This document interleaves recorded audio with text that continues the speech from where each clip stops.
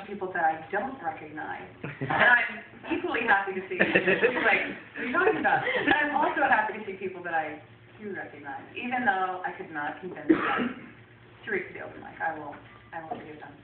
And I was also glad to hear a Walt reference, because he shows up in here. I was telling somebody yesterday that every spring I have to reread Song of Myself. It's just the spring poem, and every fall I have to reread four quartets. They're kind of like the bookends of my year. So Walt shows up in my Carpe Diem poem, which is called Diesel and Drum. Sleep later, he says, kissing me, pulling toward the open door. How good of him to remind. Soon enough after decades of wreck hour, the ground collects to a quiet room, forces a nap with quartered lids, while engines still rev toward play. We, impetuous Humvees, mowing gleefully through thickets, red pickups upsetting gardens and grasshoppers, rumble seat slingshots, cops at bankers' backside, tisking neighbors, pulling shades, the sheer loudness of us breaking waves, hallelujah speed demons wishing for roads paved clear up to the stars, bones that break all bodily laws, choke chains straining toward one last love, the sweat at the finish line shining to remind, as it should be. What good could it be to go gentle, Emily with her white shift and whip stitch sitting on a corner stool waiting, pulling through threads with knotted veins, demure lids like tissue paper shaved. Walt, on the other hand, gets it. Jester of depth dictate, mad for contact, electric with urge, poetry, that ancient artillery. Life falls in love with you if you let it. Set up camp between its thighs. Sing. It's all you got between diesel and drums. My best times were spent pulling pins on laugh grenades astride the lap of impossible gray, wild and sad enough to make Magdalene blush and God smile despite himself before ushering me inside.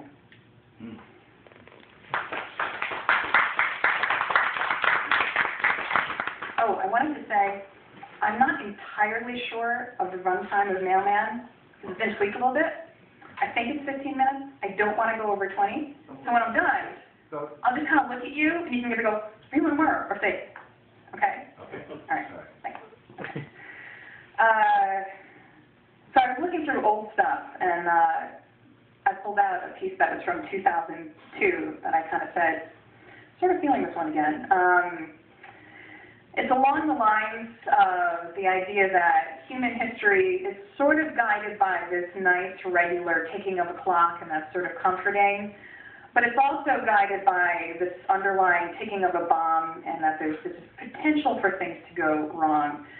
In a very personal, nagging potential or interest in exploding your own life and your own love. Just being really tempted sometimes to just screw things up, because you can. This is called Chronicle. No palmistry could predict, no sand over stone could decide, no history made real before pen glides, inking the promise of past. Not events, but heated meetings, threshold crossings, a smiled exchange. Not occasions, but pairings and pressed bodies and booths and banks and stadiums, a dot of finger to thigh, the nod of head and elevator eye. Gatherings become jottings made by human hands in pen-smeared date books, words chalked in misery on the board, X'd in lurid blue on the calendar, days measured out in morning kisses, where lunches trade places, and blonde heads whir toward bus stop sun.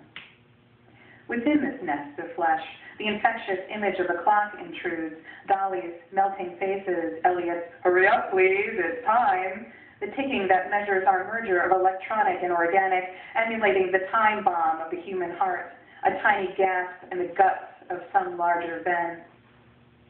At night, the sound is louder than I can bear, overriding the dreams of years reduced to handshakes and scribes of birthday cake and stone. The arias of tick and serenades of talk breed fantasies of escape, of black-clad squads with agile hands, wire cutters seeking to diffuse aorta, jugular, carotid, rhythmic pulse detached from volatile core. Ours is not the buried sort, Satan's tickless dinner plates, but the kind that lies behind the facades of pale paper, in innocuous postal boxes, or sleeps clean to engines, or lurks in the refrigerator of a gangster's limo, waiting in the sublime surety of purpose. I wait for the same. If my 10X's determine the textbooks, the quarterly reports, the evening news, then surely I can determine the end of us, sparking morning in a sulfur flash, entrusting you with freedom. I finger the red wire and the blue, wondering which sets off and which diffuse, wondering which dominoes will snake out across the cosmos, this choice of path, that choice of touch, envisioning the vapor trails of limbs. Above, the teeth of giant gears crush the sky, brilliant with bodies we dare not fill.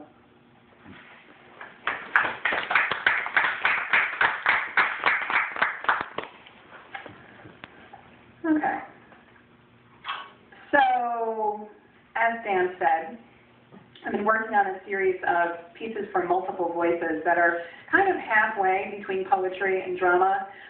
They involve characters, but it's not a traditional narrative. Some of these pieces end up creating this sort of oral cacophony in the background in the midst of the story. This one is a little bit more simple, just involves two people. But it has, I guess, a clearer narrative through line than anything else. And I wanted to throw out the thought to you that my friend Larry Carr and I are going to be putting together an entire evening of pieces for multiple voices. So we're sort of looking, is anybody else out there doing this? If you are interested in doing something like this, if you have a piece that would fit that category, by all means let me know, because sometime in the next year we're going to put this together. And if you'd be interested in being in any of them, serving as a reader, I'm always looking for volunteers. So I would like to invite up Ray Fiola, who has been nice enough to be dragged all the way from Ellenville and back again out of the goodness of his heart. And this is Man Falls in Love with Agoraphobic. It is set in the fictional town of Snokeville Falls, Tennessee, in 1985.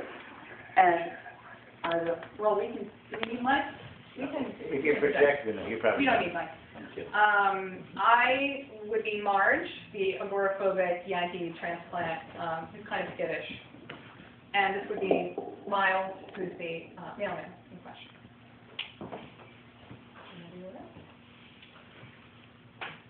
It all started with a letter, mismarked, short on postage. Marge put 22 cents on the carefully cartooned Rapunzel birthday card, and it had gone up to 24. Miles caught it before he reached the end of the sidewalk, turned around military smart, marched up and poked the bell. Marge stiffened at her needlepoint, not expecting, never expecting anyone. Who? She darted past the picture window, a brief Polaroid of a recluse in leopard print lingerie and bunny slippers. Can a girl dress for herself? No one else? Well, the mirror's got a kick. And Coco, the Rottweiler.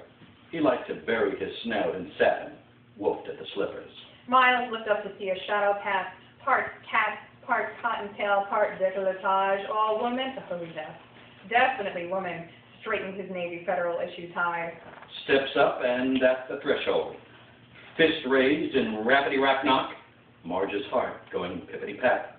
A cupped ear, listening, a whoop, then a sneeze. Ma'am, your letter's a little short. Got a 2-cent stamp? Marge leaned against the door, still closed, as if holding back the contents of the Hoover Dam. Open? Don't open. Open? Don't open. Open? Yes. She could open. The door opened 3 inches, jingling with 3 chain locks and a deadbolt. Marge peered out, blinking in the sun. Don't have a makeup stamp, I said. Want my 2 cents? I said. That's a 10, I said, on what you got to say. Oh, I said. Not that 2 cents. These. Miles dug out a handful of 2-cent stamps from his blue cotton pocket, kept for just this sort of occasion. It saved turning around at the post office and hoping the dance came back again. Miles, at your service. Marge, charmed. Oh, that smile. David Cassidy meets Elvis meets little old me. Those eyes, and that return address, martini print label, pink glass, jaunty speared olive bubbles. I imagined Marge perched at the edge of the martini glass in her bunny slippers, dangling one from a toe. That smile. I imagine Miles, a man in uniform, saying, "Special delivery," and opening his arms. They begin to send letters. One comes in. The sliver of your eyes gets me every time. The gold door creaks open, and I swear an angel looks out. Run away with me to Rampo County. Do you like ice cream? What's your favorite? Your hands get me every time. Light comes in, my letters go out, and you catch them before they fall. Come inside with me, and we'll build couch cushion forts and watch the Olympics. The inside is safe and wide. Do you like coffee? I have imported Colombian. They give presents. Hand lotion. Envelopes are drying. A telescope. Dr. Scholl's insoles. A periscope. Band-aids.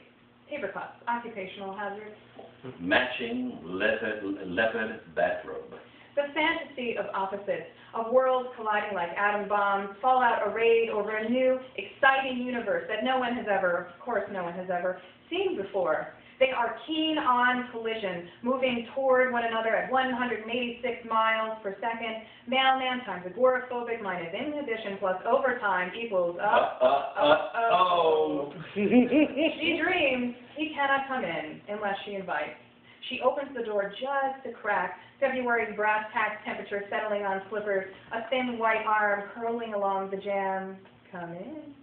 I've been waiting, she says, neck offered up like an envelope. Some days she gets brave, dreams of escape. She wants to say to him, undo me, unwrap me like a package, deliver me from evil loneliness, the ivory tower, the hellhole of 162 Bougatru. Yes, the garden's going, I know. He wants to say to her, come out and into my truck. Purring engine and taxed brakes. It pushes 30 in 40 seconds, baby. Chrome fenders, sweet logo. Room in the back under first class. To the right of Mrs. McGirdle's endless priority. I'm tired of being a Catholic boy. Deliver me from confirmation. The notes get brazen, enough to steam open an envelope, risque, but also chivalric. Madge, I will come for you, rain and snow, brave foul weather in pursuit of your fairest affair. You are the fairest, the smartest, the most lovely inmate of your own design.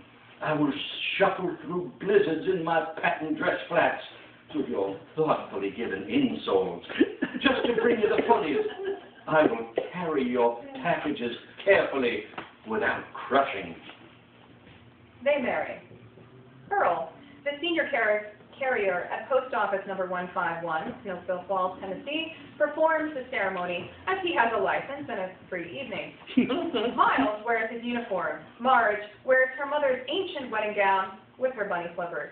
Marge doesn't need to be carried over the threshold. But Miles wants to carry Marge over the threshold. Marge relents. Eyes squeezed shut to 3 feet out the doorway, boards creaking on the green, peeling porch, and then 3 feet back again. Now, where to go? How to compromise? There is no compromise. It is a battle of wills, a frenzy of fixation, a planetary pause where even Coco holds his breath and awaits his fate. Miles extols the virtues of the open road, the tracts of grass, the glorious element of surprise. Marge won't hear. What's not to like? What's there to like? Throngs of people, smiling and waving hello. Too many people, claustrophobic hell, Fresh mown grass. Allergens, Ice cream trucks. scary, rusty, child molester bands, Planes riding across the sky like a blue chalkboard. chemtrails, you need gas masks, Open meadows full of wildflowers. Lyme disease, 10-story tenements with white laundry waving and flapping along a line. 10-story windows with pianos that fall out and kill people. Oh, and hamburgers. E. coli, The Amazon. Ebola, Reese's Pieces. Reese's monkeys, don't they throw things and bite?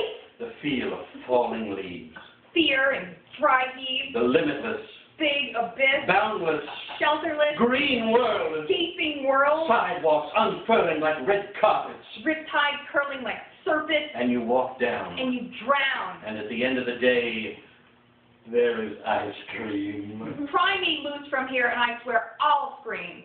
Marge in return extols the virtue of the life neurotic, the bedroom exotic, the regulated, bounded world like psychological swaddling clothes, the control room from which all life is monitored and guided, the safe harbor, the fishbowl, the genie bottle, the enchanted three-bedroom cape. Wouldn't you rather the solidity of walls Prison cells and mothballs, and clock pendulums like cattails, dependable and comforting, clocks ticking like water torture, warm radiators, dry heat, evenings that are dim and quiet and soft and dark like a velvet elm. dark and airless like a mortuary, No place like home. cabin fever, Acres of books and hours to read, silverfish and house centipedes, and so on. and so forth. Their fervent fury escalates. Something has to give. You need to come in. You need to come out. Come in. Come out. In. Out. In. Out. In. Out. Still, animal attraction is strong, particularly when it involves animal print lingerie And opposite. and men in uniform. And the undeniably well-stocked, feather-bedded love nest of 162 Bougatru. Marge wins. Both of them live inside. The mail for Marge, delivered by Miles' replacement, piles up, snowing in, trapping them in. 16 years pass. Swamp grass grows up through the axle of the truck, careened off a cliff into Thornton's bog. No one lives in Thornton's bog. Luckily, the mail inside was spared. As an afterthought, Miles swung his last bag, abandoned en route to his exodus to the love nest of 162 Bougatru, into the basement, collecting cobwebs like hard-earned travel stamps all those many years. Miles regales her with tales of dragon slaying. Billy Bob Pitbull's name was Dragon. Treks through ice and snow and frostbite and falling limbs and body parts shift priority. Mob, whack job. And the sight of a glittering snowfield falls from the highest point on the ridge. Marge teaches Miles the fine art of needlepoint, Scrabble, backgammon, spit, trivial pursuit, go fish, French, astral projection, basket weaving. She has a large savings. Grocery deliveries of pomegranates, oysters, caviar, and animal crackers are no problem. They finish each other's sentences. They make up new languages. They practice being in the now. They are the middle point between past and future, like an index finger touching down on a string. And then the string breaks. The satin coverlet loses its luster. There are no more French idioms to learn. Coco, the Methuselah Rottweiler's intermediary in intermittent lovers' quarrels, finally gives out, or gives in, goes the way of dog heaven, head bobbing sweetly at his water bowl. R.I.P. Marge buried Coco with the bunny flippers, or rather, Miles buried. Marge pressed her nose to the back window as her dog disappeared from view, dirt tossed over the shoulder over and over until the hole was big enough for her beloved. They sit in silence. The backgammon board that gathers dust. Marge gets distracted, drops stitches. The astral projection no longer has its thrill. Miles wears ruts on the carpet, sleepwalking, dreaming of tree-lined delivery routes and red flags, whispering, I had something for you. Eventually, Miles must go. He is Odysseus, knowing better. He is ready to return. Duty calls. And all over Snowfield Falls, mail from 16 years ago arrived like locusts, a plague of back bills and curled grocery flyers. Initially, much excitement. Bread for 25 cents, unbelievable. Pampers for $1, 2 pesos, 14 cents pickles, a miracle. And birthday cards from dead grandmas there, Jesus loves you. Checks sliding out like cadavers onto laps. Astounding! Divorce papers for Helga and Festus still together and fighting like Maine Coons and coyotes, blaming each other for failing to file. Dentures for Sadie, who gave up chewing and moved to Seattle. And most astounding of all, Billie Jean's prom photos. Bobby died in a tractor wreck on the way home that night after their crinoline and cummerbund tryst behind the football fields. Look, Bobby Jr., that's your father. At 16, Bobby looks like his daddy. A family reunion on warped and faded glossy 5x7s with a Cornhuskers Ball 69 banner glittering behind them. Billie Jean still has the dress and can still fit into it, mind your own beeswax, but thanks for asking. And there, back at 162 Bougatrou, Marge weeps, licks an envelope, seals it. She wants to send it to Miles, but he's off the hook. The route and the planet for all she knows. What's the address? A stack of missives grows. There is some mail that is just plain undeliverable. Unless you deliver it directly, by yourself. It's like a drumbeat, a brain hemorrhage, a dare. Marge hears it when she sleeps, pillow over face. No Q-tips will remove. Outside. I can't. Outside. I won't. Outside. I'll die. Outside. I tried. Outside. Shut up. Outside. I said I tried. Outside. He wanted in. Outside. He lied. Outside. Shut up. Outside. Okay. She agrees. The recluse of 162 Bougatrou running down the street shouting, Miles, I have come for you. Up for 6 days and nights, tracing and retracing, hot on a trail of patent shoes and cornflower blue. And there he is, miraculous. The force of mailman plus agoraphobic minus inhibition plus mental breakthrough equals a bag of envelopes exploding like chicken feathers across asphalt, a regulation hat knocked into the gutter. Marge pouncing like a pincher and Miles stunned and smooched and baffled. Passes by agape and covering children's eyes. Off with a shoe and a tie, then a shirt, cars swerving to avoid. Women with brooms and hoses, laws violated, construction workers shot. A mailbox knocked aside. And then, Marge, a letter in her sweaty fist. I had to bring this. Through rain and snow and sleet and open streets. You see, animal attraction is strong, particularly when it involves animal print lingerie. And opposites. And men in uniform. And the undeniable recluse goddess of 162 Bougatrou.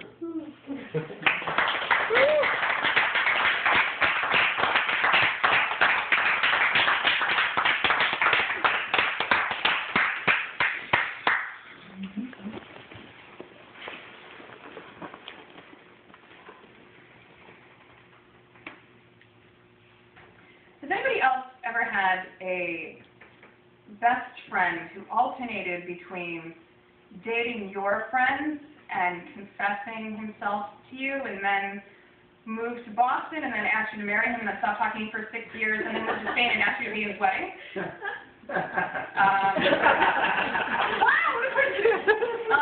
Because I did. This is called Choose Your Own Adventure.